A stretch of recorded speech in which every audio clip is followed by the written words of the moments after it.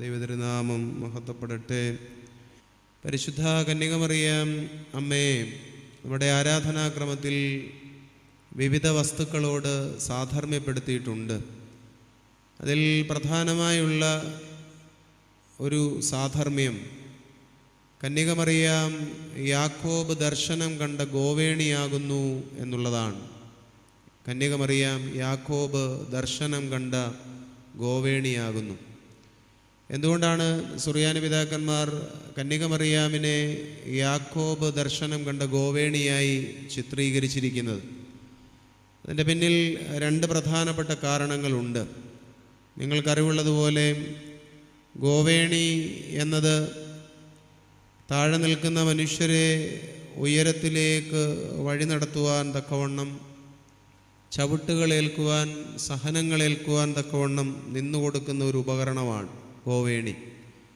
താഴെ നിൽക്കുന്ന നമുക്ക് അല്പം ഉയരത്തിലേക്ക് പ്രവേശിക്കണമെങ്കിൽ ഒരു ഗോവേണിയുടെ സഹായം വളരെ ആവശ്യമാണ്. കന്യകമറിയാം ഗോവേണിയാകുന്നു എന്ന് പ്രസ്താവിക്കുന്നതിലൂടെ പിതാക്കന്മാർ പറയുവാൻ തക്കവണ്ണം ആഗ്രഹിച്ചതും ഇതുതന്നെയാണ്.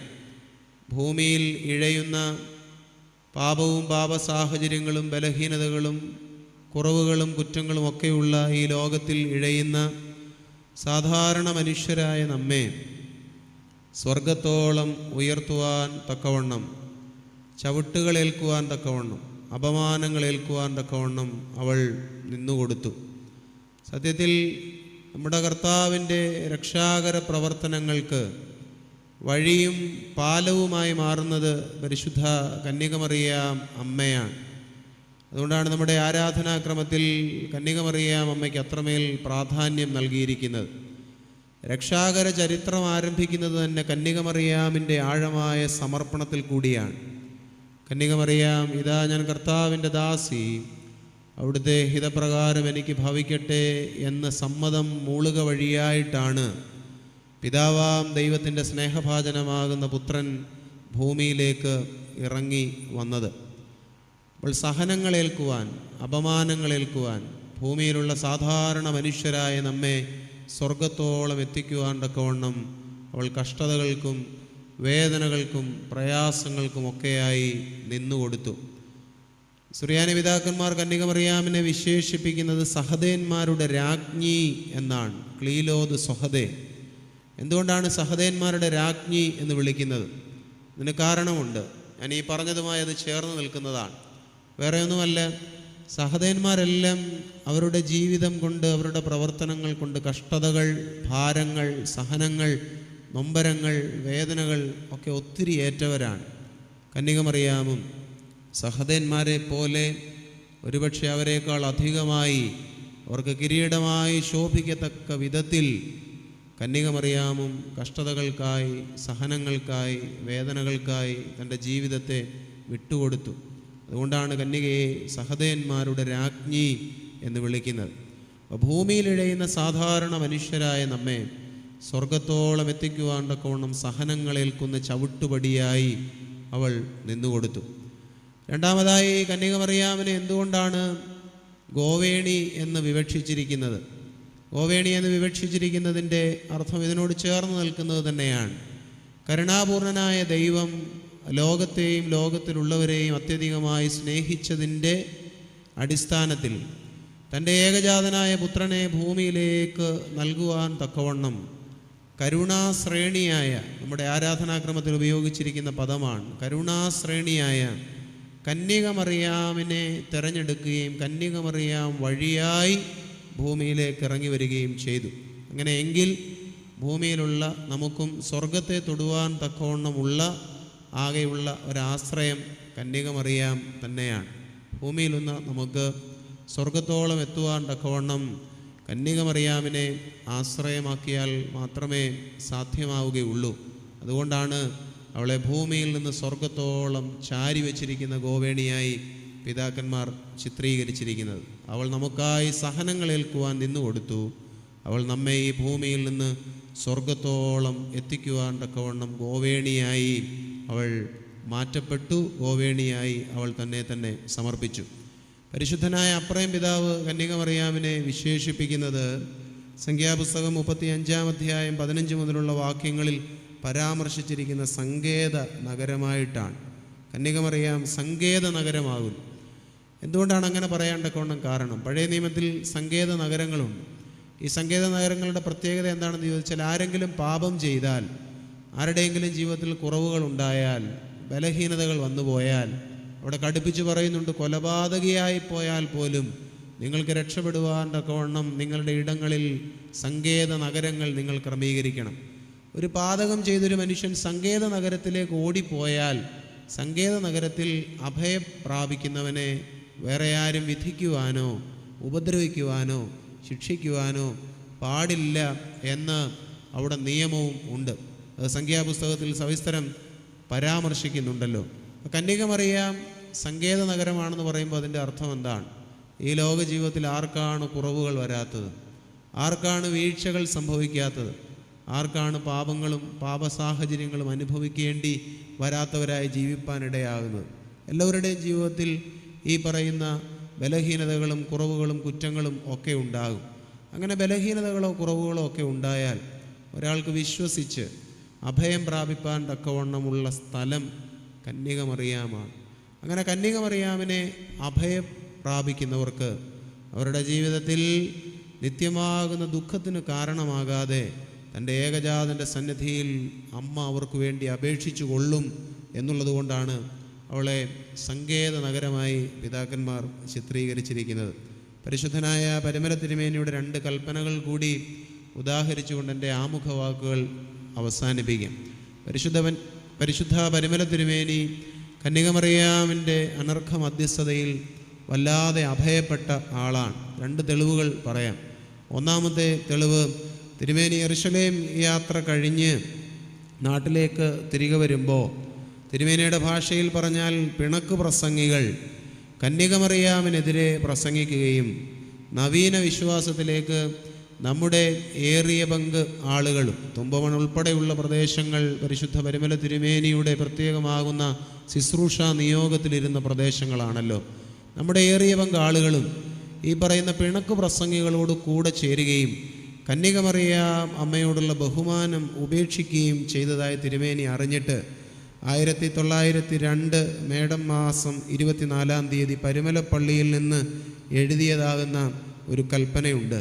ആ കൽപ്പനയിൽ ഇങ്ങനെയാണ് തിരുമേനി തൻ്റെ വിശ്വാസികളോട് ആഹ്വാനം ചെയ്യുന്നത്: തമ്പുരാനെ പറ്റ അമ്മയെ കുടുംബത്തോടെ നിങ്ങളെല്ലാവരും ഭക്തിയായി വിചാരിച്ചു കൊള്ളണം. അമ്മയ്ക്ക് വിരോധമായി പറയുന്ന പിണക്കു പ്രസംഗികളെ സാത്താൻ്റെ സന്തതികളായി കണക്കിട്ട് കൊള്ളണം.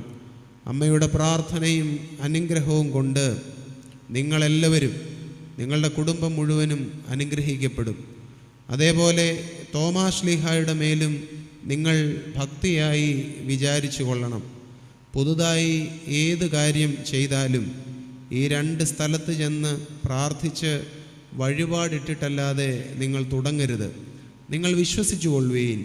അങ്ങനെ നിങ്ങൾ പുറപ്പെടുന്ന കാര്യങ്ങളൊക്കെയും ദൈവം ശുഭമാക്കി തീർക്കും. തിരുമേനി തൻ്റെ വിശ്വാസ സമൂഹത്തിന് എഴുതിയ കത്താണ്. രണ്ടാമതായ ഒരു കത്ത് 1892 കുംഭമാസം 12 വെള്ളിയാഴ്ച നിരണത്ത് പള്ളിയിൽ നിന്ന് തൻ്റെ സഹോദരനായ കൊച്ചുമാത്തുവിന് തിരുമേനി അയക്കുന്നുണ്ട്. അത് തിരുമേനിയുടെ കുടുംബഭവനം പൊളിച്ചു പണിയുന്നതുമായി ബന്ധപ്പെട്ട നിർദ്ദേശം നൽകുമ്പോഴാണ് അപ്രകാരം ഒരു കത്ത് തിരുമേനി എഴുതി അയക്കുന്നത്. എൻ്റെ സഹോദരനായ കൊച്ചുമാത്തുവിനോട് പറയുകയാണ്: കാരണവന്മാരായി അടിസ്ഥാനമിട്ട് പണിത ഒരു ഭവനം പൊളിച്ചു പണിയുവാൻ തക്കവണ്ണം നീ ആരംഭിച്ചിരിക്കുന്നുവെന്ന് ഞാൻ മനസ്സിലാക്കുന്നു. കല്ല് റൂഷ്മ ചെയ്ത് ഞാൻ കൊടുത്തുവിടുന്നു. ഈ കത്തിൽ പറഞ്ഞിരിക്കുന്ന പ്രകാരം എല്ലാം ചെയ്യണം. ഒന്നാമതായി തമ്പുരാനെ പറ്റ പരിശുദ്ധ കന്യകമറിയാം അമ്മയുടെ നാമത്തിൽ വിശുദ്ധ കുർബാന ചൊല്ലിക്കണം. രണ്ടാമതായി വിശ്വാസത്തിൽ നമ്മെ ജനിപ്പിച്ച മാർ തോമാശ്ലീഹായുടെ പേരിലും വിശുദ്ധ കുർബാന ചൊല്ലിക്കണം. മൂന്നാമതായി നമ്മുടെ ഈ ലോക ജീവിതത്തിന് കാരണമായ ദിവംഗതരായി തീർന്ന നമ്മുടെ അപ്പൻ്റെയും അമ്മയുടെയും പേര് പറഞ്ഞും വിശുദ്ധ കുർബാന ചൊല്ലിക്കണം.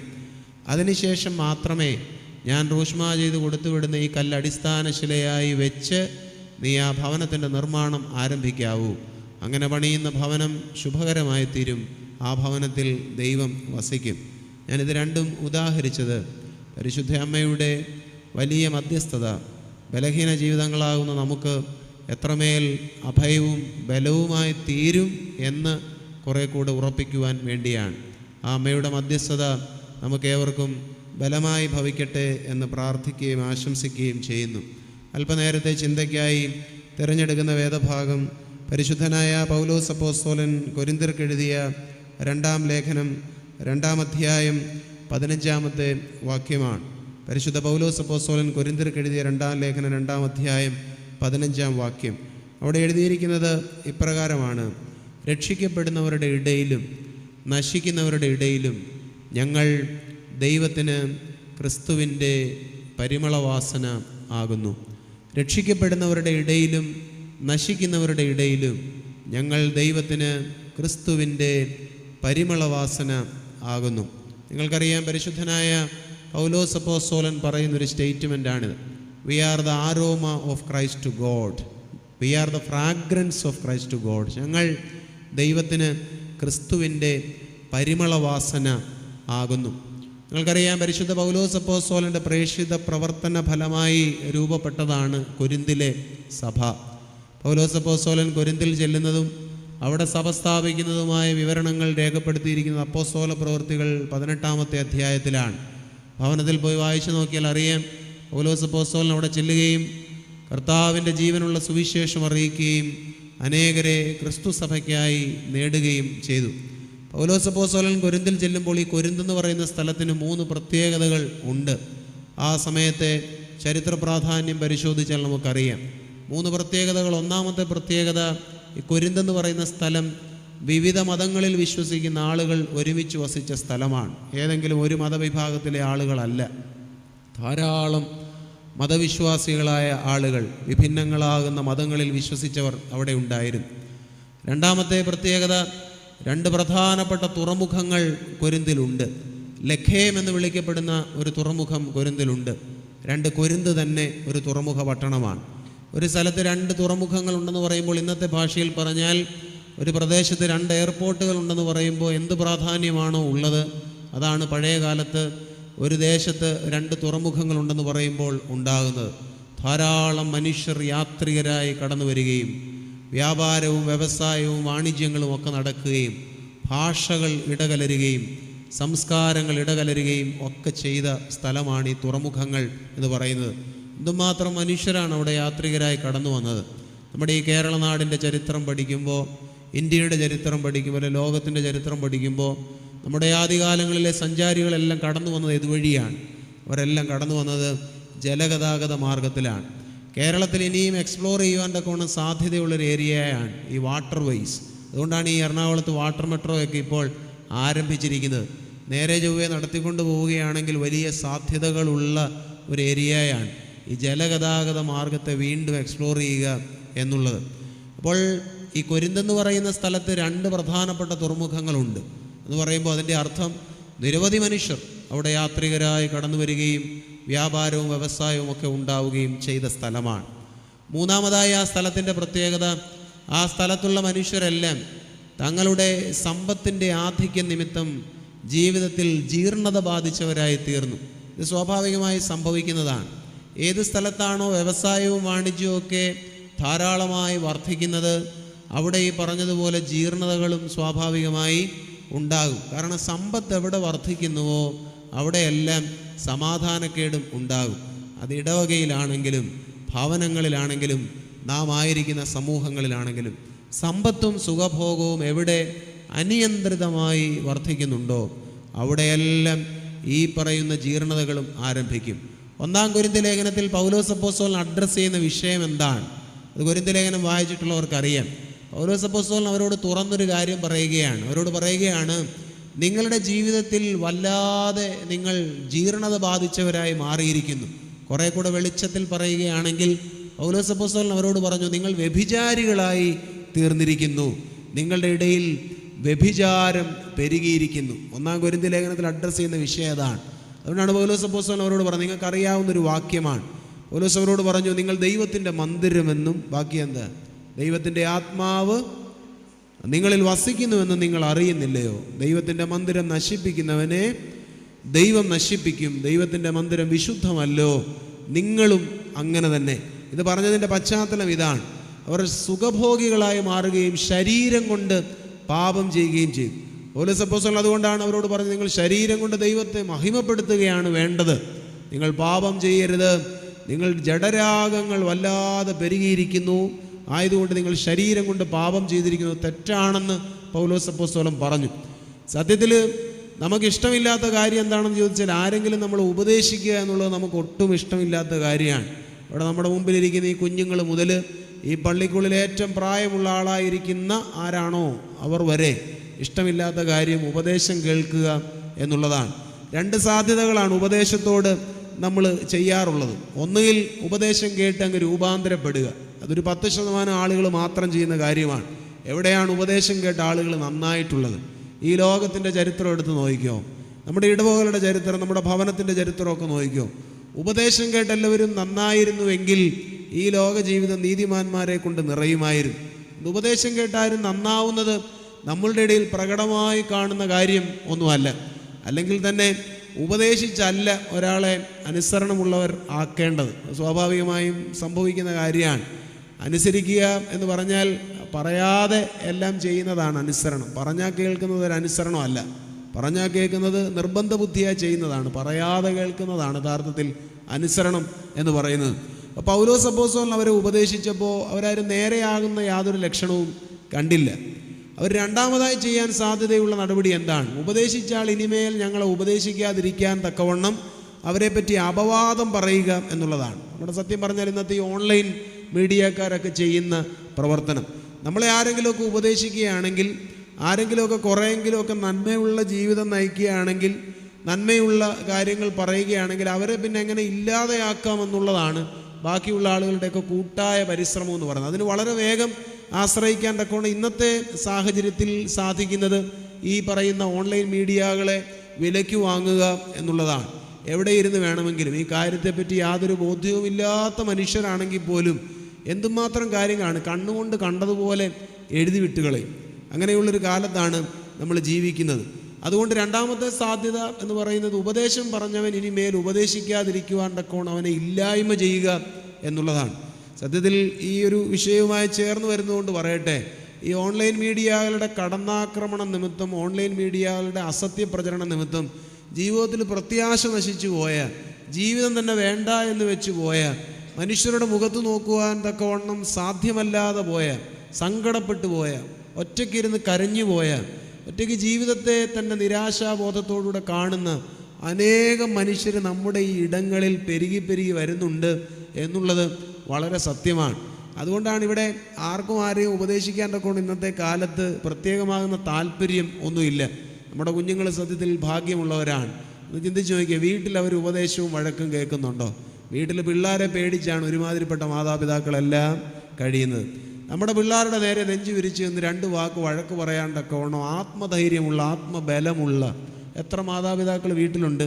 പിള്ളേർ വീട്ടിൽ നിന്ന് ഇറങ്ങിപ്പോകുമെന്ന് മുഖത്ത് നോക്കി പറഞ്ഞാൽ അവർ ഇറങ്ങിപ്പോകും. അങ്ങനെ ഒരാളെയാണ് ഈ കഴിഞ്ഞ ദിവസം ചങ്ങനാശ്ശേരി വെച്ച് നമ്മൾ കണ്ടത്. നമുക്ക് ചിന്തിക്കാനായിട്ട് പറ്റുമോ?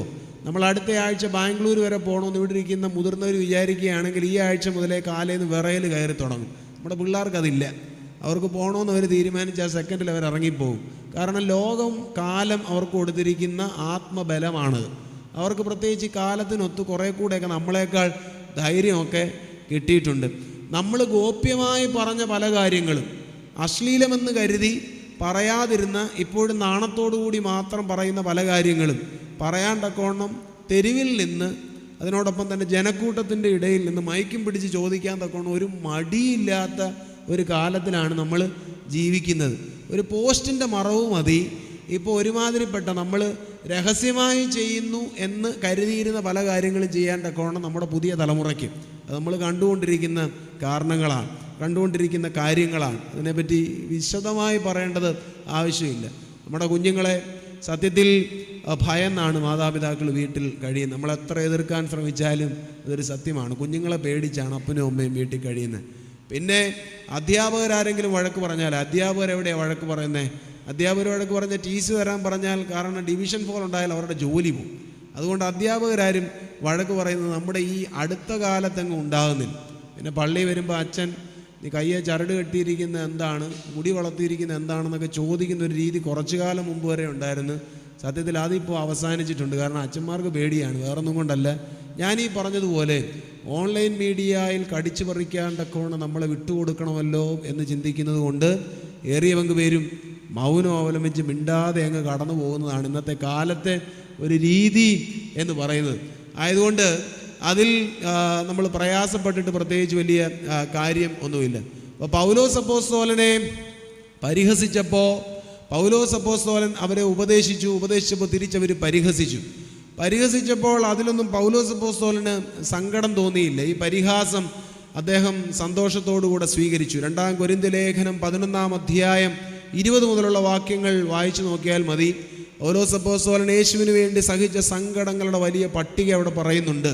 അവിടെ പറയുന്നത് ഇങ്ങനെയാണ്: ഞാൻ 1 കുറയെ 40 അടി 5 പ്രാവശ്യം കൊണ്ടു, കോലിനാൽ 3 പ്രാവശ്യം അടി കൊണ്ടു, കാട്ടിലെ ആപത്ത്, കരയിലെ ആപത്ത്, കള്ളന്മാരാലുള്ള ആപത്ത്, സ്വജനങ്ങളാലുള്ള ആപത്ത്, പല പ്രാവശ്യം കപ്പൽ ഛേദത്തിൽ അകപ്പെട്ടു, ഒരു രാത്രി മുഴുവനും വെള്ളത്തിൽ കിടക്കേണ്ടി വന്നു. ഇങ്ങനെ ഒത്തിരി സങ്കടങ്ങളൊക്കെ പൗലോസ് അപ്പോസ്തലൻ എണ്ണി പറയുന്നുണ്ട്.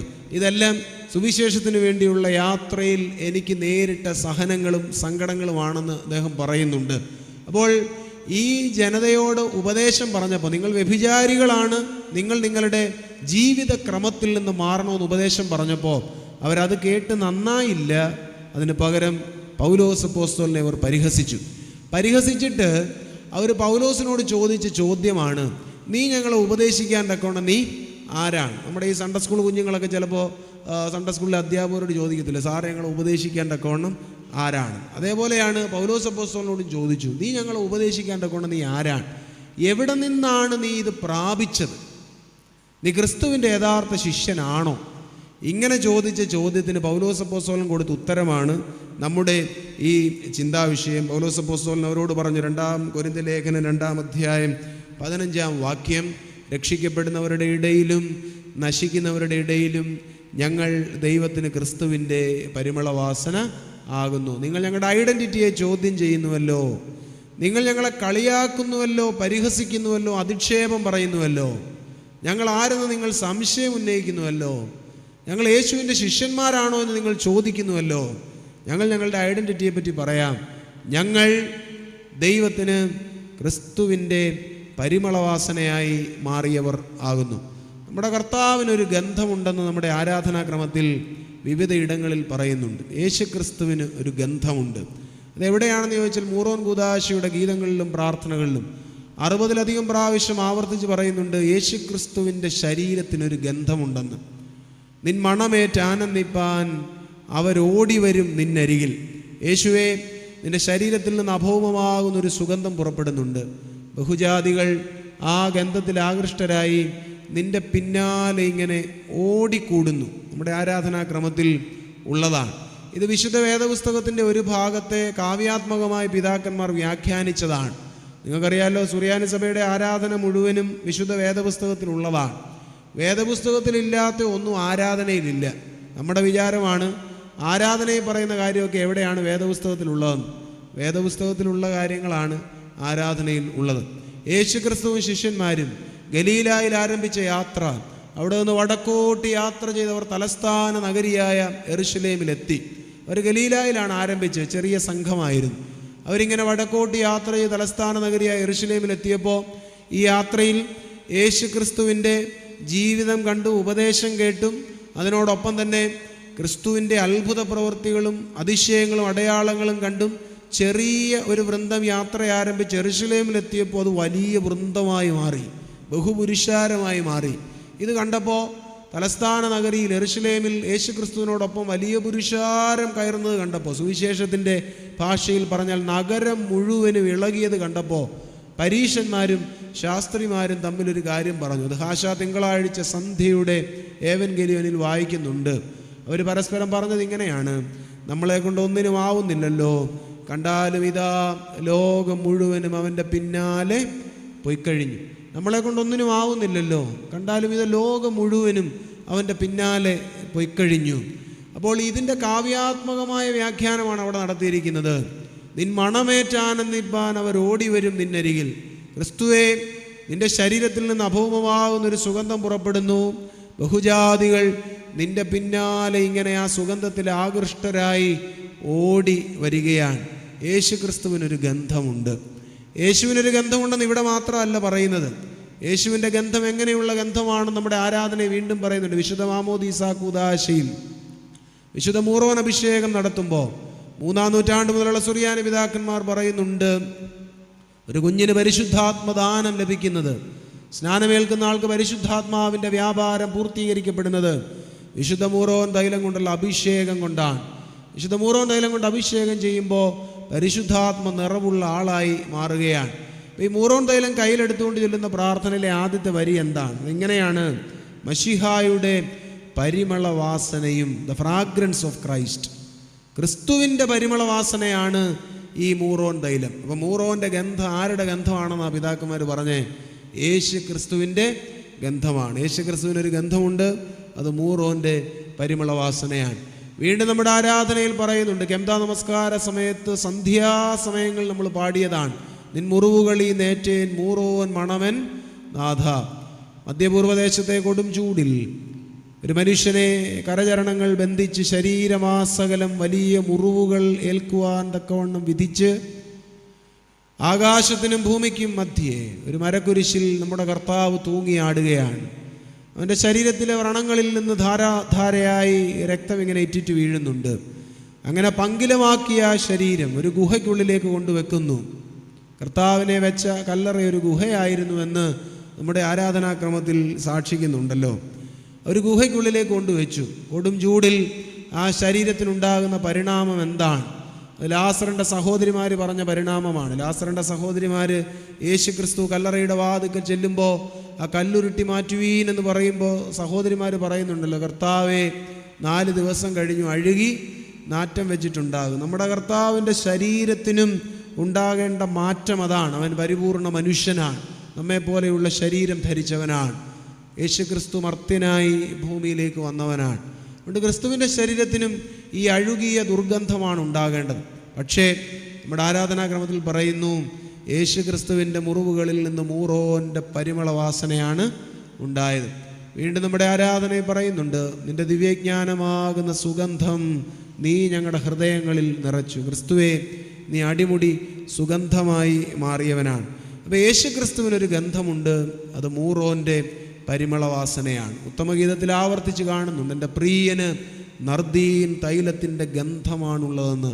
ഉത്തമഗീതത്തിൽ പറയുന്ന പ്രിയൻ ആരാണ്? അത് വേറെ ആരുമല്ല, യേശു ക്രിസ്തുവാണ്. യേശു ക്രിസ്തുവിനൊരു ഗന്ധമുണ്ട്, അത് മൂറോൻ്റെ പരിമളവാസനയാണ്. യേശു ക്രിസ്തുവിന് മാത്രമല്ല ഈ ഗന്ധമുള്ളത്, ക്രിസ്തുവിൻ്റെ മണവാട്ടിയായ ക്രിസ്തുവിനോടൊപ്പം നടക്കുന്ന സഭയ്ക്കും ഈ ഗന്ധമുണ്ട്. അത് വിശുദ്ധ വിവാഹ ഉദാശയിൽ നമ്മൾ പാടുന്നുണ്ട്, വസന സുഗന്ധം നീസാൻ കുസുമസമം. സഭയെ നീ അണിഞ്ഞിരിക്കുന്ന വസ്ത്രത്തിൻ്റെ, വസനം എന്ന് പറഞ്ഞാൽ വസ്ത്രം എന്നാണല്ലോ, സഭയെ നീ അണിഞ്ഞിരിക്കുന്ന വസ്ത്രത്തിൻ്റെ സുഗന്ധം നീസാനിലെ ഏപ്രിൽ മാസത്തെ പുഷ്പങ്ങൾ വിടർന്നു നിൽക്കുമ്പോൾ എന്ത് സൗരഭ്യമാണ് ഉള്ളത്, അതേ സുഗന്ധമാണ് സഭയെ നീ അണിഞ്ഞിരിക്കുന്ന വസ്ത്രത്തിനും ഉള്ളത്. അപ്പോൾ യേശു ക്രിസ്തുവിന് സുഗന്ധമുണ്ട്, ക്രിസ്തുവിൻ്റെ മണവാട്ടിയായ സഭയ്ക്കും സുഗന്ധമുണ്ട്. അങ്ങനെയെങ്കിൽ ക്രിസ്തുവിൻ്റെ സഭയിൽ ചേർന്ന് നടക്കുന്ന നമുക്കും എന്തുണ്ടാകണം? ക്രിസ്തുവിൻ്റെ സുഗന്ധം ഉണ്ടാകണം. പൗലോസ് അപ്പോസ്തലൻ ഈ ബോധ്യമുള്ളത് കൊണ്ടാണ് പറഞ്ഞത്, ഞാൻ വെറുതെ ക്രിസ്തുവിനോടൊപ്പം നടക്കുകയല്ല, വെറുതെ ക്രിസ്തുവിൻ്റെ വചനം എൻ്റെ നാവ് കൊണ്ട് പറയുകയല്ല, വെറുതെ ക്രിസ്തുവിന് വേണ്ടി പലയിടങ്ങളിൽ സഞ്ചാരം ചെയ്യുകയല്ല, മറിച്ച് ഞാൻ അവനൊപ്പം നടന്നതിനാൽ, അവൻ്റെ സുവിശേഷം എൻ്റെ നാവിന്മേലുള്ളതിനാൽ, അവൻ്റെ സഭയ്ക്ക് വേണ്ടി ദിനരാത്രങ്ങളില്ലാതെ ഞാൻ സഞ്ചാരം ചെയ്യുന്നതിനാൽ എനിക്കുള്ളത് ക്രിസ്തുവിൻ്റെ ഗന്ധമാണ്, എനിക്കുള്ളത് ക്രിസ്തുവിൻ്റെ സുഗന്ധമാണ്. നമ്മിൽ എത്ര പേർക്ക് പറയാൻ തക്കവണ്ണം സാധിക്കും?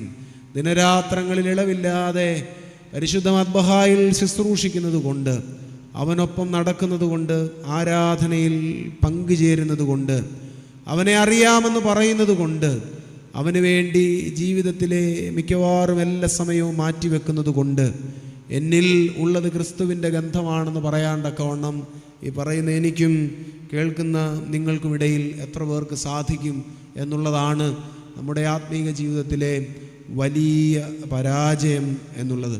ക്രിസ്തുവിൻ്റെ ഗന്ധത്തിലേക്ക് വളരാൻ തക്കവണ്ണം നമുക്ക് സാധിക്കണം. ഈ രാത്രി അസ്വസ്ഥമാകേണ്ടത് ഒറ്റ ചോദ്യം നമ്മളോട് ചോദിച്ചതുകൊണ്ടാണ്. അത് വേറെ ഒന്നുമല്ല. Do I have the fragrance of Christ? ക്രിസ്തുവിൻ്റെ ഗന്ധം എനിക്കുണ്ടോ? അതാണ് യഥാർത്ഥത്തിൽ ആത്മീയതയുടെ അളവുകോല്. പള്ളിയിൽ പോകുന്നത് കൊണ്ട് ആത്മീയൻ എന്ന് പറഞ്ഞതുകൊണ്ടായില്ല. വചനകൂടാരങ്ങളിലെല്ലാം അന്തി ഉറങ്ങിയത് കൊണ്ട് ആത്മീയനാണെന്ന് പറയുന്നതിലല്ല. നേർച്ചയും ദശാംശവും സമർപ്പിക്കുന്നത് കൊണ്ട് ആത്മീയനാണെന്ന് പറയുന്നതിലല്ല. പെരുന്നാൾ ആഘോഷങ്ങളിലെല്ലാം അണിഞ്ഞിരുന്ന് ചേർന്ന് നിൽക്കുന്നതുകൊണ്ട് ആത്മീയനാണെന്ന് പറയുന്നതിലല്ല.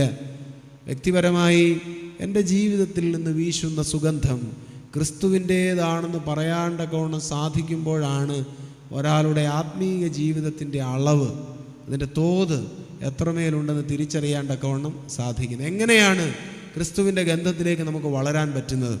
അത് കൃത്യമായി നമ്മുടെ ആരാധനയിൽ പറയുന്നു. പ്രത്യേകിച്ച് വിശുദ്ധ കുർബാനയിലെ തൂയോബോ പ്രാർത്ഥനയിൽ 2 ക്രമങ്ങളാണ് അവിടെ ഉള്ളത്. ഒന്ന് മൽക്കീസദേക്കിൻ്റെ ക്രമം. അപ്പവീഞ്ഞുകൾ വിശുദ്ധ ബലിപീഠത്തിൽ ക്രമീകരിച്ചു വെക്കുന്നതാണ് മൽക്കീസദേക്കിൻ്റെ ക്രമം. കാസാബിലാസയിൽ അപ്പവീഞ്ഞുകൾ ക്രമീകരിക്കും. രണ്ടാമത്തെ ക്രമം അഹറോൻ്റെ ക്രമമാണ്. അഹറോനെ പോലെ പൗരോഹിത്യ വസ്ത്രങ്ങൾ അണിയുന്ന ക്രമം.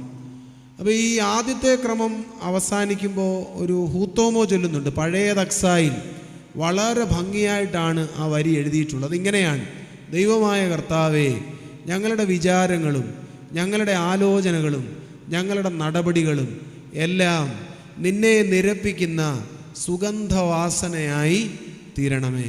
ഞങ്ങളുടെ വിചാരങ്ങളും ഞങ്ങളുടെ ആലോചനകളും ഞങ്ങളുടെ നടപടികളും എല്ലാം നിന്നെ നിരപ്പിക്കുന്ന സുഗന്ധവാസനയായി തീരണമേ. പുതിയ തക്സായിൽ ദഹനബലിയായി തീരണമേ എന്നാണ്. പക്ഷെ പഴയതാണ് കുറേ കൂടെ അർത്ഥപൂർണം. കർത്താവേ, ഞങ്ങളുടെ വിചാരങ്ങൾ, ഞങ്ങളുടെ ആലോചനകൾ, ഞങ്ങളുടെ നടപടികൾ ഇതെല്ലാം നിന്നെ സന്തോഷിപ്പിക്കുന്ന സുഗന്ധവാസനയായി തീരണമേ. എങ്ങനെയാണ് ക്രിസ്തുവിൻ്റെ സുഗന്ധം നമുക്ക് കിട്ടുന്നത്? അത് വിചാരങ്ങൾ നിർമ്മലമുള്ളവയാവുക, ആലോചനകൾ നിർമ്മലമുള്ളവയാവുക. അതിനോടൊപ്പം തന്നെ ഈ പറഞ്ഞതുപോലെ നമ്മുടെ നടപടികൾ നിർമ്മലതയുള്ളതാവുക. അങ്ങനെയെങ്കിൽ ക്രിസ്തുവിൻ്റെ സുഗന്ധത്തിലേക്ക് അടുക്കുവാൻ അധിക ദൂരം നമുക്കില്ല എന്ന് പറയാണ്ടക്കോണം സാധിക്കും. പൗലോസ് അപ്പോസ്തലൻ ഇവിടെ 3 ഇടങ്ങളിൽ എനിക്കെങ്ങനെയാണ് ക്രിസ്തുവിൻ്റെ സുഗന്ധം കിട്ടിയതെന്ന് പറയുന്നു. ഇത് 3 പറഞ്ഞ് ചുരുക്കമായ എൻ്റെ വാക്കുകൾ ഉപസംഹരിക്കാം. ഒന്നാമതായി 4-ാം അധ്യായം 7-ാമത്തെ വാക്യത്തിലാണ്. 4-ാം അധ്യായം 7-ാം വാക്യത്തിൽ എഴുതിയിരിക്കുന്നത് ഇങ്ങനെയാണ്: എങ്കിലും ഈ അത്യന്ത ശക്തി ഞങ്ങളുടെ സ്വന്തമെന്നല്ല, ദൈവത്തിൻ്റെ ദാനമത്രേ എന്ന് വരേണ്ടതിന് ഈ നിക്ഷേപം ഞങ്ങൾക്ക് മൺപാത്രങ്ങളിലാകുന്നു ഉള്ളത്. പൗലോസ് അപ്പോസ്തലൻ പറയുകയാണ്, ഞങ്ങൾക്ക് ലഭിച്ചിട്ടുള്ള സകല കൃപാവരങ്ങളും സകല നന്മകളും സകല അനുഗ്രഹങ്ങളും തന്നിരിക്കുന്നതെല്ലാം ഉടഞ്ഞു പോകുന്ന മൺപാത്രങ്ങളിൽ ആകുന്നു. ക്രിസ്തുവിൻ്റെ സുഗന്ധത്തിലേക്ക് ഞാൻ വളർന്നത് എങ്ങനെയാണ്? അതൊരു ബോധ്യം ഉള്ളതുകൊണ്ടാണ്, വേറെ ഒന്നുമല്ല. ഞാൻ വളരെ വേഗത്തിൽ ഉടഞ്ഞു പോകുന്നവൻ ആണ്. ഞാൻ വളരെ വേഗത്തിൽ ഉടഞ്ഞു പോകുന്നവനാണ്. അതുകൊണ്ട് ജാഗ്രതയോടെ ഇവിടെ ജീവിക്കണം. അപ്പോൾ ക്രിസ്തുവിൻ്റെ സുഗന്ധത്തിലേക്ക് വളരാനുള്ള എളുപ്പവഴി എന്താണ്? ഈ ഒരു ബോധ്യം ഉണ്ടാവുക എന്നുള്ളതാണ്. ഞങ്ങൾ ഉടഞ്ഞു പോകുന്നവരാണ്, അതുകൊണ്ട് ജാഗ്രതയോടെ ഇവിടെ ഓരോ നിമിഷവും ജീവിക്കണം. മനുഷ്യൻ്റെ ഐഡൻറ്റിറ്റി എന്താണ്? ഉൽപ്പത്തി പുസ്തകം 3-ാം അധ്യായം 20-ാം വാക്യമാണ്. ഉൽപ്പത്തി പുസ്തകം 3-ാം അധ്യായം 20-ാം വാക്യത്തിൽ പറയുന്നത് എന്താണ്? നമുക്ക് പരിചയമുള്ളൊരു കാര്യമാണ്. ഓരോ സംസ്കാര ശുശ്രൂഷയിലും അവസാനം ചൊല്ലുന്നതാണ്: നീ മണ്ണാകുന്നു, മണ്ണിലേക്ക് തന്നെ തിരികെ ചേരും. ഇതാണ് മനുഷ്യൻ്റെ ഐഡൻറ്റിറ്റി. നീ പൊടിയാകുന്നു, പൊടിയിലേക്ക് തന്നെ തിരികെ ചേരും. മനുഷ്യൻ്റെ പ്രകൃതം എന്ന് പറയുന്നത് പൊടിയാണ്. നമ്മളിവിടെയൊക്കെ വലിയവരാണ് എന്ന് വിചാരിക്കുന്നുവെങ്കിൽ, ഞങ്ങളെ കൊണ്ടെല്ലാം സാധ്യമാകുന്നു എന്ന് വിചാരിക്കുന്നുണ്ടെങ്കിൽ, ഞങ്ങളൊക്കെ പലരെയും വിറപ്പിക്കുന്നവരാണെന്ന് വിചാരിക്കുന്നുണ്ടെങ്കിൽ, നമ്മളുടെ ആത്യന്തികമാകുന്ന ഐഡൻറ്റിറ്റി എന്ന് പറയുന്നത് പൊടിയാകുന്നു എന്നുള്ളതാണ്. മനുഷ്യർ പൊടിയാകുന്നു, പൊടിയിലേക്ക് തന്നെ തിരികെ ചേരും. നമ്മുടെ സംസ്കാര ശുശ്രൂഷയിൽ വളരെ ഭംഗിയായി ആ കാര്യം അവതരിപ്പിച്ചിട്ടുണ്ട്. അവിടെ പാടുന്ന 2-3 വരികൾ ഇങ്ങനെയാണല്ലോ: മൃതരുടെ ഹോമാനിൽ ചെന്നേറി കാൺമീൻ, മൃതികൂമ്പാരം പോൽ കൂട്ടിയ മാനവർതൻ ദുർഭഗാത്രങ്ങൾ, പാഴ്മൺപാത്രങ്ങൾ,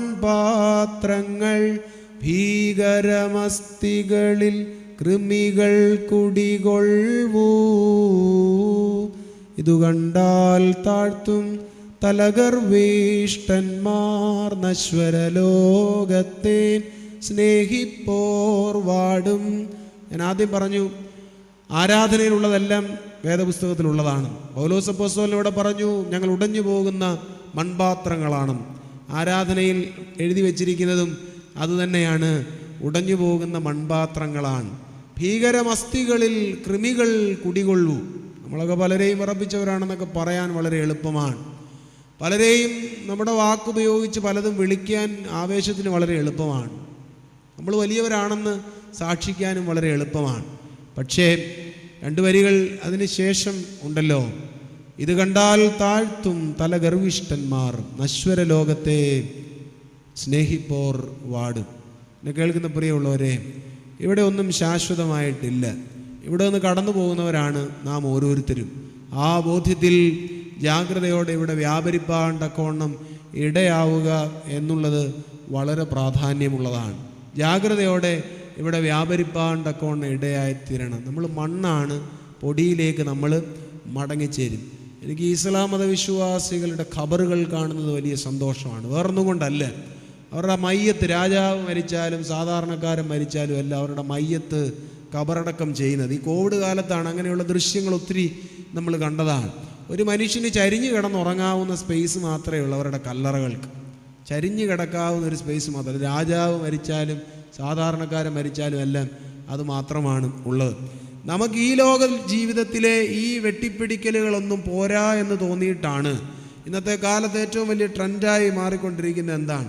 നമ്മൾ 100-500 സ്ക്വയർ ഫീറ്റിലൊക്കെ കല്ലറ കൂടെ പണിഞ്ഞു വെക്കുന്നു എന്നുള്ളതാണ് ഇന്നത്തെ കാലത്ത് കണ്ടുവരുന്ന വലിയൊരു വൈതരണി എന്ന് പറയുന്നത്. നമ്മളിവിടെ ഒരു മനുഷ്യനും ഇടം കൊടുക്കാതെ, ഒരു മനുഷ്യനെയും ഹൃദയത്തിലേക്ക് ചേർത്ത് വെക്കാതെ, നമ്മളിങ്ങനെ ഞാൻ മാത്രം നല്ലവനായി, ഞാൻ മാത്രമല്ല നേടിയവനായി ജീവിക്കാൻ ആഗ്രഹിച്ചെല്ലാം ചെയ്തിട്ടുണ്ട്. കടന്നു പോകുമ്പോഴും അതിലും വലിയ കാര്യം കല്ലറ പണിയുന്നതിൽ കൂടെ മറ്റുള്ളവൻ്റെ കൂടെ ഇങ്ങനെ ആക്രമിച്ചെടുക്കുക എന്ന് പറയുന്നൊരു ടെൻഡൻസി വല്ലാതെ കൂടിക്കൊണ്ടിരിക്കുന്ന ഒരിടമായി സുറിയാനി ക്രിസ്ത്യാനികളുടെ കല്ലറ നിർമ്മാണങ്ങൾ മാറുന്നുണ്ട്. മിക്കവാറും ദേവാലയങ്ങളിലൊക്കെ 4-5 ദേവാലയങ്ങളിൽ ഈ സമയത്തിനുള്ളിൽ ശുശ്രൂഷ അനുഷ്ഠിക്കുവാണ്ടൊക്കെയുള്ള നിയോഗം ലഭിച്ചിട്ടുള്ളത് കൊണ്ട് പലയിടങ്ങളിലെയും വലിയ പരാതിയായി കേൾക്കുവാനിടയായിട്ടുള്ളത് ഞങ്ങൾക്ക് ധൂപം വെക്കാൻ പോലുമുള്ള സ്ഥലമില്ലാതെ അപ്പുറത്തുനിന്ന് മാർബിൾ തള്ളി ഇങ്ങോട്ടിട്ടു എന്നുള്ളതാണ് നമ്മുടെ ഇടങ്ങളിൽ കണ്ടുവരുന്നൊരു യാഥാർത്ഥ്യമാണ്. എവിടേക്കാണ് നമ്മൾ പോകുന്നത്? ഞാൻ ഈ പറഞ്ഞതുപോലെ ഉടഞ്ഞു പോകുന്നവരാണെന്നുള്ള ചിന്തയിൽ ജാഗ്രതയോടെ ഇവിടെ വ്യാപരിക്കുക എന്നുള്ളതാണ് പരമപ്രധാനമായി നമുക്ക് ചെയ്യുവാൻ തക്കവണ്ണം സാധിക്കുന്ന കാര്യം. നമ്മൾ ഈ മണ്ണിലേക്ക് തന്നെ തിരികെ ചേരുന്നവരാണ്. മണ്ണുകൊണ്ട് നമ്മെ നിർമ്മിച്ചു എന്ന് പറയുമ്പോൾ വെറും പൂഴിപ്പൊടിയാണെന്ന് നിങ്ങൾ തെറ്റിദ്ധരിച്ചു പോകണ്ട. നമ്മുടെ ദുഃഖവെള്ളിയുടെ സ്ലീബ ആരാധനയുടെ സദറാ പ്രാർത്ഥനയിൽ കൃത്യമായി അവിടെ രേഖപ്പെടുത്തുന്നുണ്ട് മനുഷ്യനെ മനഞ്ഞതിൻ്റെ വൃത്താന്തം. അവിടെ പറയുന്നത് ഇങ്ങനെയാണ്: ഓതം സോയിലെ മണ്ണെടുത്തു, അതുകൊണ്ട് മനുഷ്യനെ മെനഞ്ഞുണ്ടാക്കി എന്നാണ്. ഓതം സോ എന്നുള്ള സുറിയാനി വാക്കിന് 2 അർത്ഥമുണ്ട്. ഒന്നാമത്തെ അർത്ഥം സോയിൽ എന്നുള്ള അർത്ഥമാണ്, മണ്ണെന്നുള്ളൊരു അർത്ഥമാണ്. രണ്ടാമതായുള്ള ഒരു അർത്ഥം എന്ന് പറയുന്നത് ഫലഭൂയിഷ്ടിയുള്ള മണ്ണ് എന്നുള്ളൊരു അർത്ഥം കൂടിയുണ്ട്. മനുഷ്യനെ ഉണ്ടാക്കുവാണ്ടൊക്കെ ദൈവം ഈ ഫലഭൂയിഷ്ടിയുള്ള മണ്ണ് തിരഞ്ഞെടുത്തു എന്നുള്ളതാണ് സുറിയാനി പിതാക്കന്മാരുടെ വ്യാഖ്യാനം. അതുകൊണ്ടാണ് പൂക്കുവാനും തളിർക്കുവാനും കായ്ക്കുവാനും പടരുവാനും പന്തലിക്കുവാനും ഒക്കെ നമുക്ക് ഹ്രസ്വകാലമുള്ള ഈ ജീവിതം കൊണ്ട് ഇടയാകുന്നത്. ദൈവം ഫലഭൂയിഷ്ടിയുള്ള മണ്ണുകൊണ്ട് നമ്മെ മെനഞ്ഞതുകൊണ്ടാണ്. നിങ്ങളൊരു വിത്തെടുത്ത് വെറും ഒരു പൂഴിപ്പൊടിയിൽ കുത്തിവെക്കുന്നതും ഈ പറഞ്ഞതുപോലെ ഫലഭൂയിഷ്ടിയുള്ള മണ്ണിൽ കുത്തിവെക്കുന്നതും തമ്മിൽ വ്യത്യാസമുണ്ട്. ഒരു വിത്തെടുത്ത് നമ്മൾ നേരെ ഈ വെറും പൂഴിപ്പൊടിയിൽ കുത്തിവെച്ചാൽ വളരെ വേഗം അത് വളർന്നു വരികയില്ല. എന്നാൽ ഫലഭൂയിഷ്ടിയുള്ള മണ്ണിൽ കുഴിച്ചു വെക്കുമ്പോൾ എത്ര പെട്ടെന്നാണത് തളിര് വീശി വളരുന്നത്. നമ്മളൊക്കെ ഈ ലോക ജീവിതത്തിലായിരിക്കുന്ന ഇപ്രകാരം തളിര് വീശി വളരുവാൻ തക്കോണമുള്ള വലിയ സാധ്യതകൾ തന്നിട്ടാണ്. പക്ഷെ നിർഭാഗ്യവശാൽ നമ്മളിതെല്ലാം നമ്മളിൽ തന്നെ കുഴിച്ചു മൂടി ഇവിടെ ഇങ്ങനെ അങ്ങ് കടന്നു പോകാൻ തക്കോണം ആഗ്രഹിക്കുന്നു എന്നുള്ളത് നമ്മുടെ ജീവിതത്തിൻ്റെ വലിയ കുഴപ്പമാണ്. നമുക്ക് നമ്മുടെ വിഷയത്തിലേക്ക് കടന്നു വരാം. ജാഗ്രതയോടെ ഇവിടെ വ്യാപരിക്കുന്നവന് ഈ ലോക ജീവിതത്തിൽ ക്രിസ്തുവിൻ്റെ സുഗന്ധം ഉണ്ടാകും. വേഗത്തിൽ ഉടഞ്ഞു പോകുന്നവരാണെന്നുള്ള ചിന്തയോടെ വിനയത്തോടും ഭയഭക്തിയോടും ഈ ലോക ജീവിതത്തിൽ വ്യാപരിക്കുന്നവന് ക്രിസ്തുവിൻ്റെ സുഗന്ധം ഉണ്ടാകും. യാതൊരു സംശയവും വേണ്ട. നമ്മുടെ കർത്താവ് വരുന്നത് എപ്പോഴാണ്? നമ്മുടെ ആരാധനാക്രമത്തിൽ പറയുന്നതും വേദപുസ്തകത്തിൽ പറയുന്നതും തമ്മിൽ 2-3 സമയങ്ങളുടെ വ്യത്യാസമുണ്ടെന്ന് നിങ്ങൾക്കറിയാമല്ലോ. സുവിശേഷത്തിൽ പറയുന്നത്, വിശുദ്ധ മത്തായി ശ്ലീഹ പറയുന്നത് നമ്മുടെ കർത്താവ് വരുന്നത് രാത്രിയിലാകുന്നു എന്നാണ്. രാത്രിയുടെ 2-ാം യാമത്തിലോ 3-ാം യാമത്തിലോ എപ്പോൾ അവൻ വന്നാലും നിങ്ങളെ ഉറങ്ങുന്നവരായി കാണരുതല്ലോ, നിങ്ങൾ ഉണർന്നിരിപ്പീനെന്ന് പറയുന്നുണ്ട്. അപ്പോൾ അതിൽ നിന്ന് കിട്ടുന്ന വെട്ടം കർത്താവ് രാത്രിയിൽ വരുമെന്നുള്ളൊരു പ്രകാശമുണ്ട്. എന്നാൽ ആരാധനാക്രമത്തിൽ വേറെ 2 സമയം കൂടെ പറയുന്നുണ്ട്. എപ്പോഴാണെന്നറിയാമോ? വലിയ നോമ്പിലെ 2-ാമത്തെ ആഴ്ചയുടെ സന്ധ്യയുടെ സദറ ചൊല്ലുമ്പോൾ അവിടെ പറയുന്നത് ഇങ്ങനെയാണ്: ആ സന്ധ്യയിൽ കരച്ചിൽ വന്ന് രാപാർക്കും, ആ സന്ധ്യയിൽ നീതിമാന്മാർ സന്തോഷിക്കും, ആ സന്ധ്യയിൽ ദുഷ്കർമ്മികൾ അഗ്നിക്ക് ഭക്ഷണമായി തീരും. ബ്രംഷോ ഇൻ ദ ഈവനിങ് എന്നുള്ള വാക്കാണ് ഉപയോഗിക്കുന്നത്. ആ സന്ധ്യയിൽ അവൻ വരും. വേറൊരിടത്തുകൂടെ പറയുന്നുണ്ട് കർത്താവ് വരുന്ന സമയം സന്ധ്യയല്ല, രാത്രിയല്ല, പ്രഭാതമാണെന്ന് പറയുന്നുണ്ട്. എവിടെയാണെന്നറിയാമോ? ശീമാ നമസ്കാരത്തിലാണ്. അവൻ പുലരിയിൽ നീ ആഗതനാകുമ്പോൾ ഞങ്ങളെ അറിയില്ലെന്ന് അരുളരുതേ നാഥ എന്ന് അവിടെ പറയുന്നത്. കർത്താവേ, നീ പുലരിയിൽ വരുന്നു. എന്തുകൊണ്ട് ഈ 3 സമയങ്ങൾ, രാത്രിയെന്നും പകലെന്നും സന്ധ്യയെന്നുമുള്ള 3 വ്യത്യസ്തമാകുന്ന സമയങ്ങൾ നിങ്ങൾക്കറിയാമോ? നിനവയിലെ വിശുദ്ധനായ ഇസഹാക്ക് എന്ന് പറയുന്ന പിതാവ് നമ്മുടെ കർത്താവിൻ്റെ വരവിനെ പറ്റി എഴുതുമ്പോൾ പറയുന്നുണ്ട്, വേറെ ഒന്നുമല്ല, നമ്മുടെ കർത്താവ് സന്ധ്യയിലാണ് വരുന്നതെന്ന് വിചാരിച്ച് നിങ്ങൾ രാത്രിയിൽ അപമര്യാദയായി നടക്കരുത്. രാത്രിയിലാണെന്ന് വിചാരിച്ച് പ്രഭാതത്തിൽ അപമര്യാദയായി നടക്കരുത്. രാത്രിയിലോ സന്ധ്യയിലോ പ്രഭാതത്തിലോ എപ്പോൾ വേണമെങ്കിലും നമ്മുടെ കർത്താവ് കടന്നു വരാം. അതുകൊണ്ട് നിങ്ങൾ ജാഗ്രതയോടെ ഇവിടെ വ്യാപരിക്കണം. എന്നെ കേൾക്കുന്ന പ്രിയമുള്ളവരെ, നമ്മുടെ കർത്താവ് വരും. അതുകൊണ്ട് ജാഗ്രതയോടെ ഇവിടെ വ്യാപരിക്കുവാനും ഉണർവോടെ ആയിരിക്കുവാനും ഉടഞ്ഞു പോകുന്നവരാണെന്നുള്ള ബോധം കൈമോശം വരാതിരിക്കുവാനും നമുക്ക് ഇടയാകട്ടെ. 2-മതായി പൗലോസ് അപ്പോസ്തലൻ ക്രിസ്തുവിൻ്റെ സുഗന്ധത്തിലേക്ക് വളർന്നതിൻ്റെ പശ്ചാത്തലം 4-ാം അധ്യായം 13 മുതലുള്ള വാക്യങ്ങളിൽ രേഖപ്പെടുത്തുന്നുണ്ട്. അല്പം ദീർഘമാകുന്ന വാക്യമാണ്, അതിൻ്റെ കണ്ടന്റ് പറയാം. പൗലോസ് അപ്പോസ്തലൻ അവിടെ പറയുകയാണ്, എനിക്ക് ക്രിസ്തുവിൻ്റെ സുഗന്ധം കിട്ടിയത് എങ്ങനെയാണ്? അത് 2 വിശ്വാസമുള്ളത് കൊണ്ടാണ്. 2 കാര്യങ്ങളെ പറ്റിയാണ് അവിടെ പറയുന്നത്. ഒന്നാമതായി പറയുന്നു, യേശു ക്രിസ്തുവിൻ്റെ മരണത്തിൽ ഞങ്ങൾ വിശ്വസിക്കുന്നു. 2, യേശു ക്രിസ്തുവിൻ്റെ പുനരുത്ഥാനത്തിൽ ഉയർപ്പിലും ഞങ്ങൾ വിശ്വസിക്കുന്നു. അതുകൊണ്ടാണ് ഞങ്ങൾ ക്രിസ്തുവിൻ്റെ സുഗന്ധം കിട്ടിയത്. ക്രിസ്തുവിലുള്ള വിശ്വാസത്തിൻ്റെ ആഴം കൊണ്ടാണ് ഞങ്ങൾക്ക് ക്രിസ്തുവിൻ്റെ സുഗന്ധം കിട്ടിയത്. നമ്മളെ സംബന്ധിച്ച് പറയുമ്പോൾ 4 കാര്യങ്ങൾ പറയണം. 1, യേശു ക്രിസ്തു മനുഷ്യനായി എന്ന് ഞാൻ വിശ്വസിക്കുന്നു. ലോകം കണ്ടിട്ടുള്ളതിൽ വെച്ച് വലിയ അത്ഭുതം എന്താണ്? ദൈവം മനുഷ്യനായി എന്നുള്ളതാണ്. ദൈവം മനുഷ്യനായി. നമ്മുടെ ആരാധനാക്രമത്തിൽ എഴുതിയിട്ടുള്ളത് ദൈവം മനുഷ്യനായി. അതാണ് വലിയ അത്ഭുതം എന്ന് പറയുന്നത്. അതുകൊണ്ടാണ് എഴുതിയിരിക്കുന്നത്, അവനെ ശിശുപോൽ സാധു സ്ത്രീ താരാട്ടിത്താലോലിച്ചു. ദൈവത്തെ ശിശുവിനെ പോലെ ഇതാ ഒരു സാധു സ്ത്രീ മടിയിൽ താരാട്ടി താലോലിക്കുകയാണ്. എവിടെ ചിന്തിക്കാൻ തക്കോണം പറ്റും? ലോകം മുഴുവനും നിറഞ്ഞു നിൽക്കുന്നവൻ, ഈ സന്ധ്യയ്ക്ക് ഇന്ന് പാടിയതുപോലെ ആംഗ്യത്താൽ ഈ ലോകത്തെ മുഴുവനും നിയന്ത്രിക്കുന്നവൻ ഒരു ശിശുവിനെ പോലെ ഒരു ചെറുബാലികയുടെ മടിയിൽ കിടക്കുന്നു. ദൈവം മനുഷ്യനായി. ആർക്കു വേണ്ടി? നമുക്ക് വേണ്ടി. 2-മതായി നാം വിശ്വസിക്കേണ്ടത് ദൈവം മരിച്ചു. നമ്മുടെ കർത്താവ് നമുക്കായി കുരിശിൽ മരിച്ചു. പത്രോസ് അപ്പോസ്തലൻ പ്രസംഗത്തിൽ പറയുന്നുണ്ടല്ലോ, നിങ്ങൾ മരത്തിന്മേൽ അവനെ തൂക്കിക്കൊന്നു. യേശുക്രിസ്തുവിനെ തൂക്കിക്കൊന്നു. കർത്താവ് നമുക്കായി മരിച്ചു. 3-മതായി വിശ്വസിക്കേണ്ടത് അവൻ നമുക്കായി ഉയർത്തു. മരണത്തിൽ നിന്ന് അവൻ നമുക്കായി ഉയർത്തു. നമ്മുടെ കർത്താവിൻ്റെ ശിഷ്യഗണങ്ങളൊക്കെ ധൈര്യം പ്രാപിച്ചത് എപ്പോഴാണ്? അവരെല്ലാം ഓടിപ്പോയവരാണ്, ചിതറിപ്പോയവരാണ്. അവർ ധൈര്യം പ്രാപിച്ചത് കർത്താവിൻ്റെ ഉയർപ്പിൻ്റെ വാർത്ത കേട്ടപ്പോഴാണ്. ഞങ്ങളുടെ ഗുരുവും നാഥനുമായവൻ ഉയർത്തു, അങ്ങനെയെങ്കിൽ ഞങ്ങൾ മരിച്ചാലും ഞങ്ങളും ഉയർക്കും. അതുകൊണ്ടാണ് അവർ സന്തോഷത്തോടെ മരണത്തിലേക്കൊക്കെ നടന്നു നീങ്ങിയത്. അവർക്ക് ആദ്യം രാജാക്കന്മാരെ കാണുന്നത് പേടിയായിരുന്നു. സുവിശേഷം പ്രഘോഷിക്കുവാണ്ടൊക്കെ അവർക്ക് ഭയമായിരുന്നു. അവരെല്ലാം ഒളിച്ചിരുന്നു. പക്ഷേ കർത്താവിൻ്റെ ഉയർപ്പും ആകാശത്തു നിന്ന് അഗ്നിയായി ഇറങ്ങി വന്ന പരിശുദ്ധാത്മാവിൻ്റെ ആവാസവും അവരെ ധൈര്യമുള്ളവരാക്കി. അവർ രാജാക്കന്മാരുടെ മുമ്പിൽ കണ്ണെത്താത്ത ദൂരത്തുള്ള ലോകരാജ്യങ്ങളിൽ ഒക്കെ അവർ യാത്ര ചെയ്തു.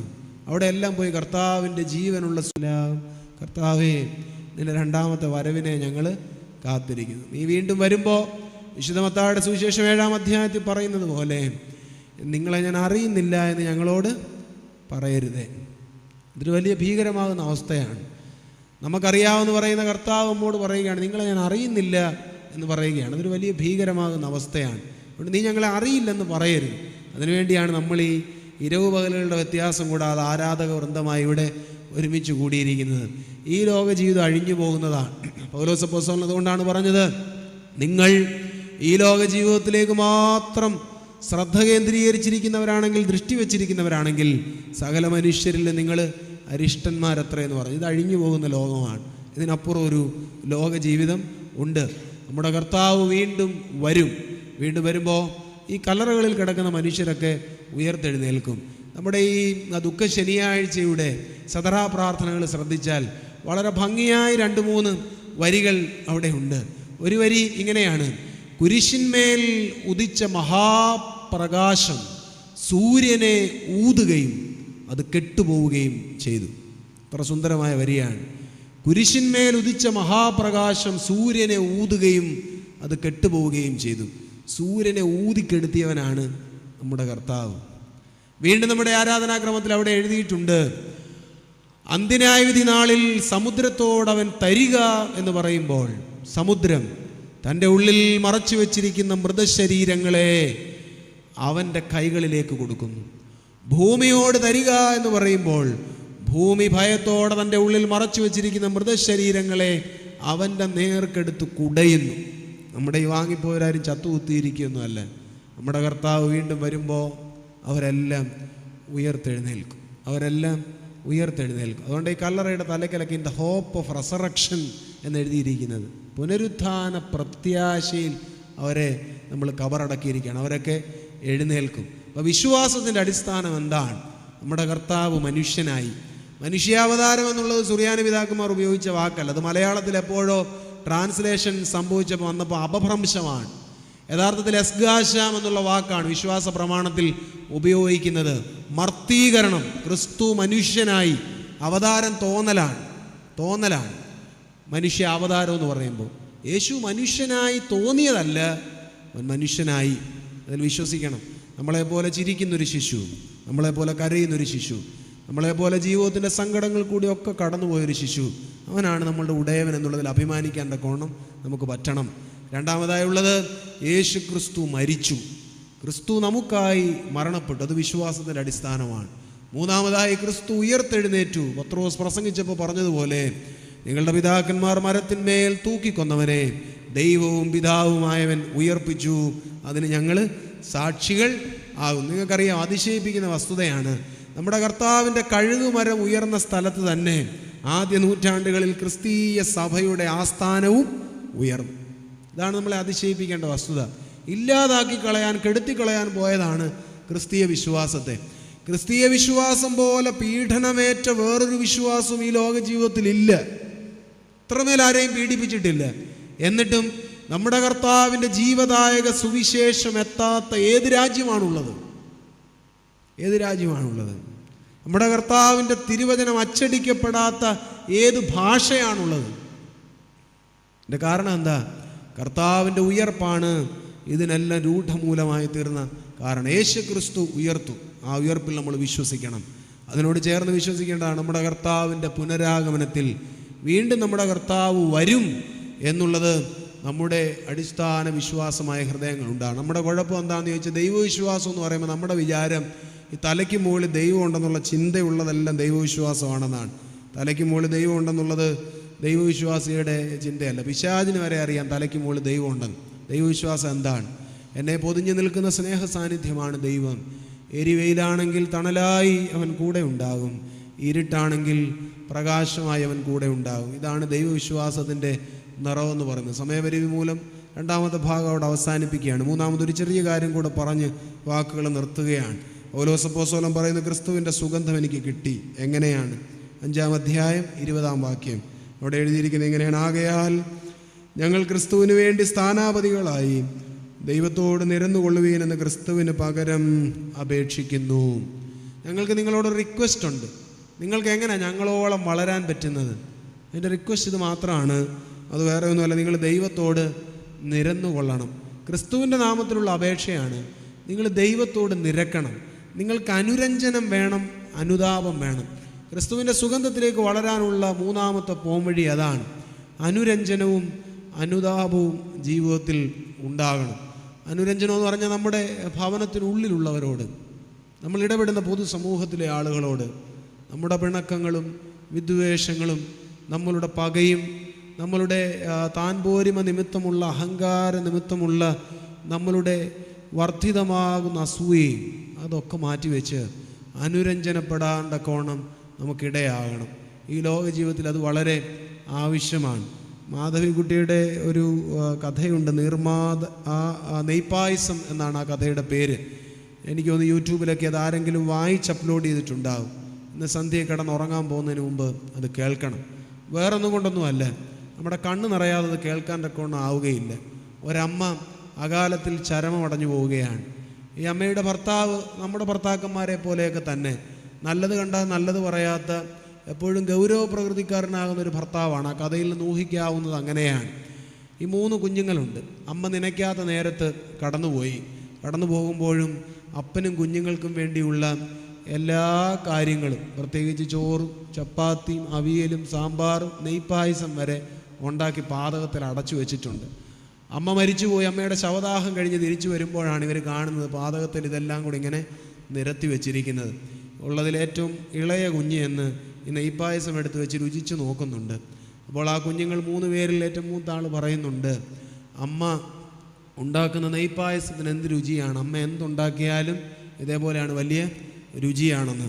ഉടനെ ഈ മനുഷ്യൻ കരഞ്ഞുകൊണ്ട് കുളിമുറിയിലേക്ക് കയറി പോകുന്നതിലാണ് ഈ കഥ അവസാനിക്കുന്നത്. വേറൊന്നും കൊണ്ടല്ല, ജീവിച്ചിരുന്നപ്പോൾ ഒരു നല്ല വാക്ക് അവളോട് പറയാണ്ടക്കോണം പറ്റിയില്ല. നമ്മൾ ചെറുതെന്ന് കാണുന്നൊരു വിഭവത്തിൻ്റെ പിന്നിലും നമ്മുടെ പ്രിയപ്പെട്ടവർ സഹിക്കുന്ന സങ്കടം, ഒരു കപ്പ് കാപ്പിയാണെങ്കിൽ പോലും അതിൻ്റെ പിന്നിൽ സഹിക്കുന്ന സഹനവും സങ്കടവും അത് വളരെ വലുതാണ്. അതിനെ അക്നോളജ് ചെയ്യാതെ പോകുന്നു എന്നുള്ളതാണ് ഈ കാലത്തിൻ്റെ ഏറ്റവും വലിയ കുഴപ്പം എന്ന് പറയുന്നത്. നല്ലത് കാണുമ്പോൾ നല്ലതാണെന്ന് പറയാണ്ടക്കോണം നാവില്ലാത്തവൻ മനുഷ്യനല്ല. അതുകൊണ്ട് നല്ലത് പറഞ്ഞ് ശീലിക്കാനും അംഗീകരിക്കാനും ആദരിക്കാനും ഒക്കെ നമുക്ക് സാധിക്കട്ടെ. അനുരഞ്ജനം ഉണ്ടാകണം. നമ്മുടെ പിണക്കങ്ങളും പകയും ഒക്കെ ഇല്ലാതെയാവട്ടെ. അതിനോടൊപ്പം അനുതാപം ഉണ്ടാകണം. വീഴ്ച വരാത്ത ഏത് മനുഷ്യനാണ് ഈ ലോകത്തുള്ളത്? നമുക്കെല്ലാം ബലഹീനതകളും കുറവുകളും ഒക്കെ ഉണ്ട്. അനുദപിക്കാണ്ടക്കോണം ഇടയാകണം. സ്വർഗകവാടം തുറക്കുന്ന താക്കോൽ ഏതാണ്? നമ്മുടെ ആരാധന പറയുന്ന 2 കാര്യങ്ങളേ ഉള്ളൂ. സ്വർഗം തുറക്കണേ 2 കാര്യം വേണം. ഒന്ന്, അനുതാപം വേണം. കള്ളൻ പർദീസായിൽ എത്തിയത് എങ്ങനെയാണ്? അനുതാപം കൊണ്ടാണ്. കള്ളനൊരു പേരുണ്ടല്ലോ ആരാധനാക്രമത്തിൽ, കള്ളൻ തീത്തോസ്. ദുഃഖശനിയുടെ സൂഗീസോ പ്രാർത്ഥന ശ്രദ്ധിച്ചാൽ മതി, അല്ലെങ്കിൽ ദുഃഖവെള്ളിയാഴ്ച കുരിശു കുമ്പിടുമ്പോഴുള്ള ധ്യാനഗീതം ശ്രദ്ധിച്ചാൽ മതി. കള്ളൻ ഇവിടുന്ന് നേരെ കടന്ന് എവിടെ ചെന്നു? പറുദീസായുടെ വാതിക്കൽ ചെന്നു. പറുദീസായുടെ വാതിക്കൽ ചെന്നപ്പോൾ ക്രോബേ മാലാഖ, എരുതിയുടെ ഖഡ്ഗവുമായി നിൽക്കുന്ന ക്രോബേ മാലാഖ ചോദിച്ച ചോദ്യം ഇങ്ങനെയാണ് ആരാധനാക്രമത്തിൽ വളരെ ഭംഗിയായി എഴുതിയിരിക്കുന്നത്.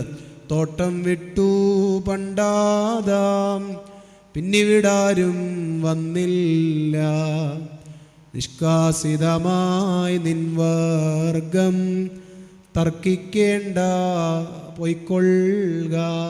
നിങ്ങളുടെയൊക്കെ പിതാവായ ആദാം ഉണ്ടല്ലോ, തോട്ടത്തിൽ നിന്ന് ആദ്യം തലതല്ലി കരഞ്ഞുകൊണ്ട് ഇറങ്ങിപ്പോയി. പിന്നെ ഒരു മനുഷ്യനും ഇങ്ങോട്ട് വന്നില്ല.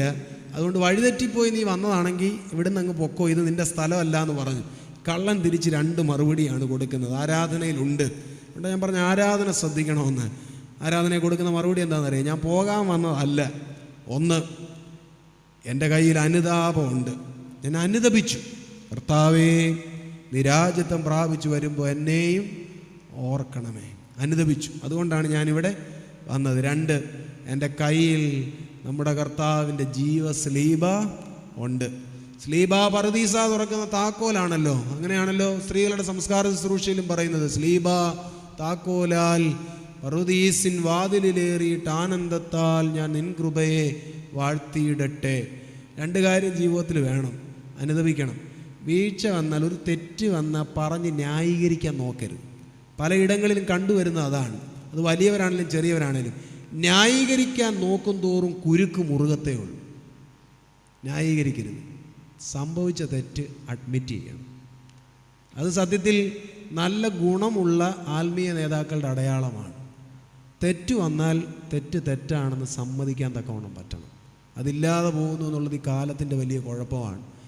സഭയുൾപ്പെടെ എല്ലാം പ്രതിരോധത്തിലായി പോകുന്നുണ്ടല്ലോ. തെറ്റാണെന്ന് അംഗീകരിക്കാൻ തക്കവണ്ണം സന്നദ്ധതയില്ലാതെ പോകുന്ന മനുഷ്യരെ കൊണ്ടാണ്. അതുകൊണ്ടാണ് തെറ്റാണെന്ന് സമ്മതിക്കണം, അനുതാപം ഉണ്ടാകണം.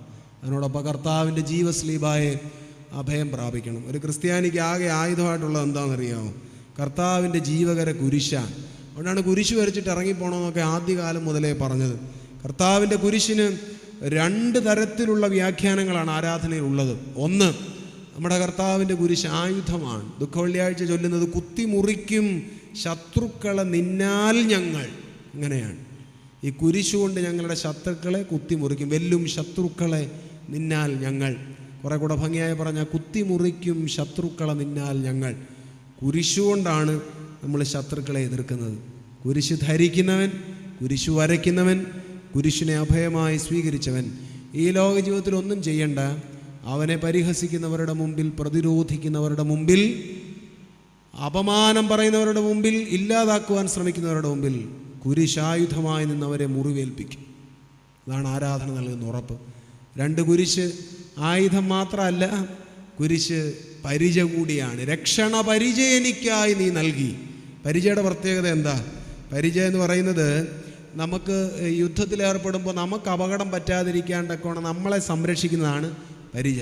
കർത്താവിൻ്റെ കുരിശ് ധരിച്ചിരിക്കുന്നവനെ ഈ ലോക ജീവിതത്തിലെ ഒരാക്രമണങ്ങളും ഒന്നും ചെയ്യുകയില്ല. അതുകൊണ്ട് കർത്താവിൻ്റെ ജീവകര കുരിശിനെ അഭയമായി സ്വീകരിപ്പാൻ തക്കോണം നമുക്കിടയാകട്ടെ.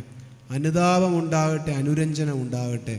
അങ്ങനെ ക്രിസ്തുവിൻ്റെ സുഗന്ധത്തിലേക്ക് പടിപടിയായി വളരുവാൻ തക്കോണം നമുക്കിടയാകട്ടെ എന്ന് പ്രത്യേകമായി ആശംസിക്കുകയും പ്രാർത്ഥിക്കുകയും ചെയ്യുന്നു. പൗലോസ് അപ്പോസ്തലന് കളിയാക്കിയവരുടെ മുമ്പിൽ മനസാക്ഷി കുത്തുകൂടാതെ പറയാൻ സാധിച്ചത് ഒറ്റ കാര്യമാണ്: we are the aroma of Christ to God. ഞങ്ങൾ ദൈവത്തിന് ക്രിസ്തുവിൻ്റെ പരിമളങ്ങളാണ്. ഈ രാത്രിയിൽ നമുക്കും പറയാൻ പറ്റുന്ന ഇതാകട്ടെ: ഞങ്ങൾ ക്രിസ്തുവിൻ്റെ പരിമളങ്ങളാണ്, ഞങ്ങളിൽ നിന്ന് വീശുന്ന വാസന ക്രിസ്തുവിൻ്റേതാണ്. അങ്ങനെ പറഞ്ഞ് ദൈവസന്നിധിയോളമുള്ള നമ്മുടെ ദൂരം കുറയ്ക്കാൻ തക്കവണ്ണം ഇടയായിത്തീരട്ടെ എന്ന് പ്രാർത്ഥിക്കുകയും ആശംസിക്കുകയും ചെയ്തുകൊണ്ട് ഭാഗ്യമുള്ള ഈ അവസരത്തിന് പ്രിയപ്പെട്ട സാമച്ചനോട്, ഇവിടെയായിരിക്കുന്ന മാത്യൂസ് അച്ഛൻ ഉൾപ്പെടെയുള്ള ശ്രേഷ്ഠരായ എല്ലാ വൈദികരോടുമുള്ള സ്നേഹം ആദരവറിയിച്ചു ശ്രദ്ധയോടെ കേട്ടിരുന്ന നിങ്ങളോടുമുള്ള സ്നേഹം അറിയിച്ചുകൊണ്ട് എൻ്റെ വാക്കുകളെ നിർത്തുന്നു.